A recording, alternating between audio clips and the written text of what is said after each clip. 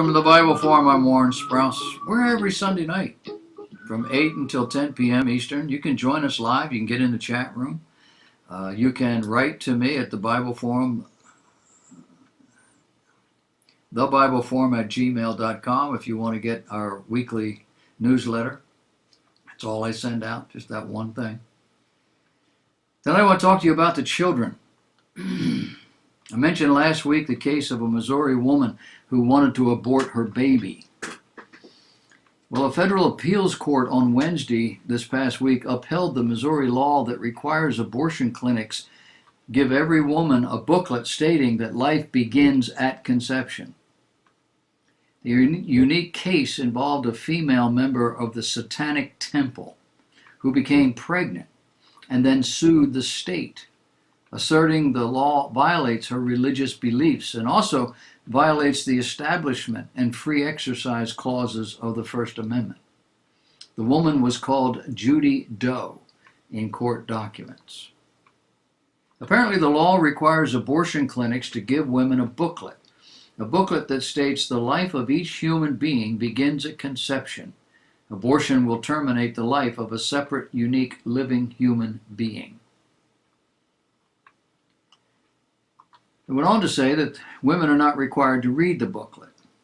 It is required they get the booklet. But the booklet also includes illustrations showing the development of an unborn baby every 2 weeks.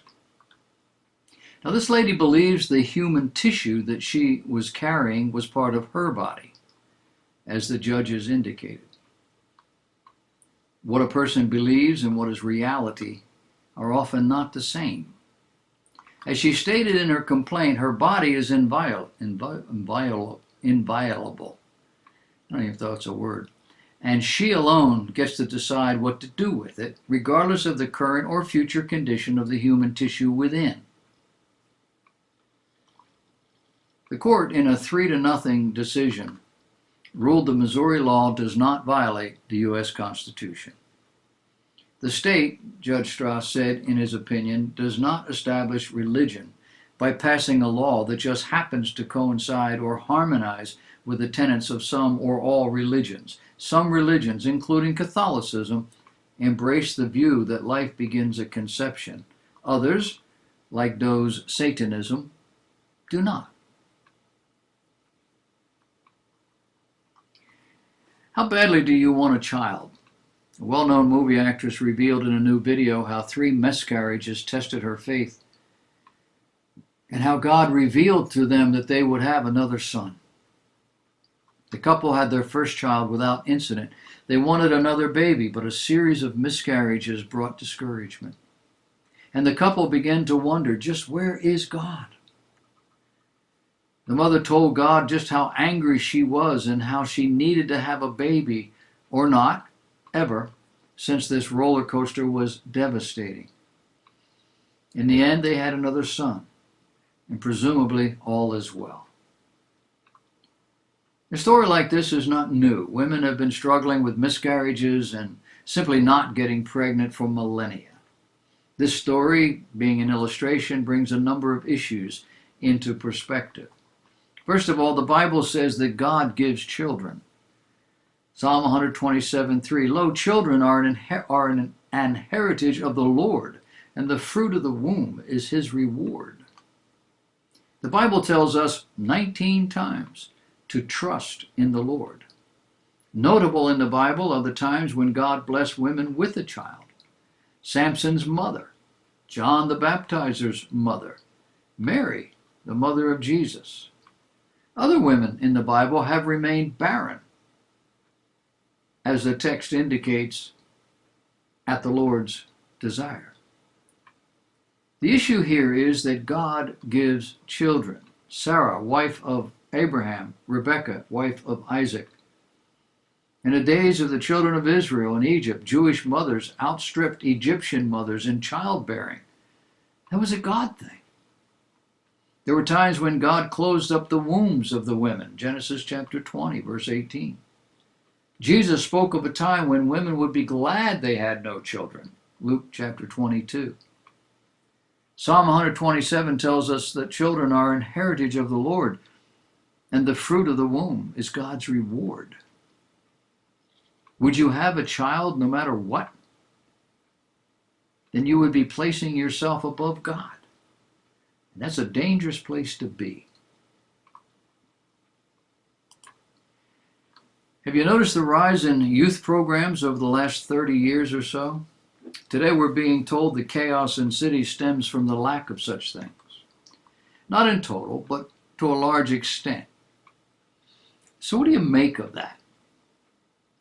In my youth, a youth program was cutting the grass, washing the windows of our home, washing the car, helping my father in all sorts of home repair and modification. When not doing this, we played. We played with other kids. We played by ourselves. Any complaint that we didn't have anything to do would be met with another youth program.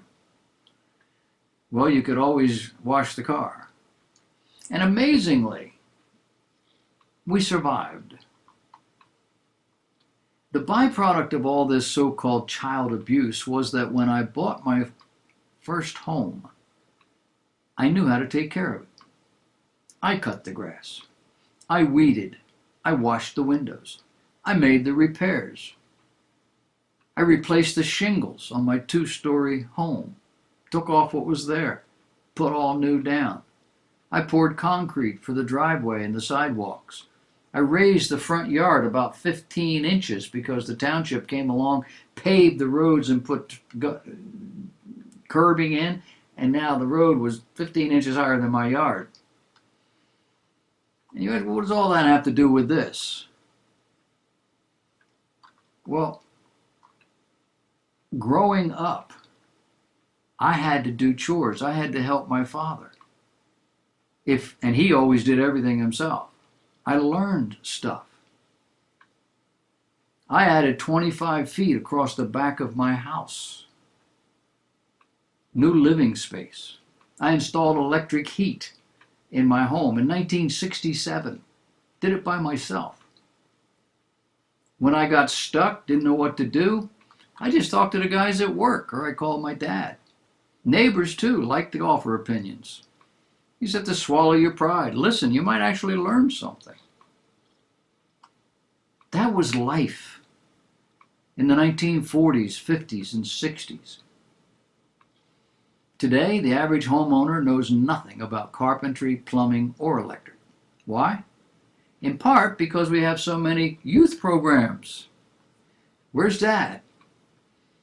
Is Dad teaching, structuring so Junior can know how to live? Where's Mom, requiring her daughters to help in the kitchen or the laundry?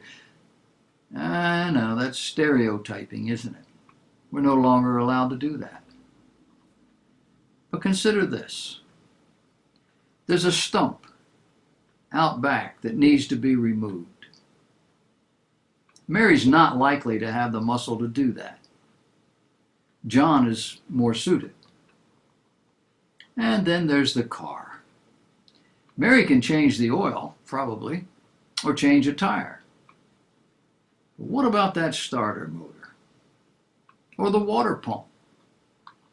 You ever try to get a water pump off your car? It's a great big bolt at the bottom of your engine called the crankshaft. It's on there good. But then we don't do any of that anymore either, do we?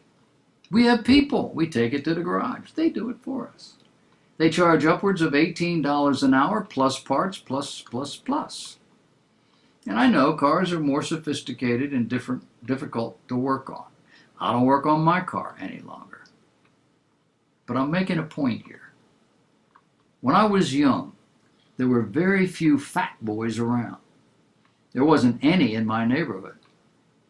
The boys I played with, rode bikes with, built go-karts with, or played army with in the woods all day, they weren't fat.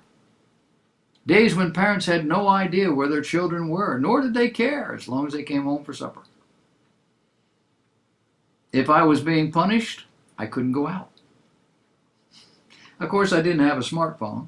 I didn't have a computer. The television wasn't mine. The phone wasn't mine. I had to ask permission to use both of them.